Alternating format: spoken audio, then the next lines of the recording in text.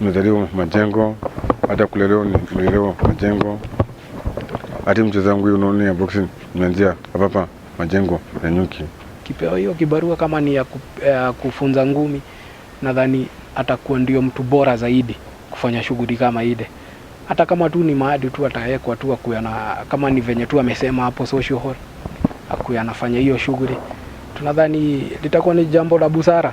Tungeomba county kama inaweza msupport, aweze kunacha hawa manini mayouth, sababu huku ghetto vijana wameingilia madawa nini, lakini unaona sport tu ndio inawatoa kwa hizo stuff.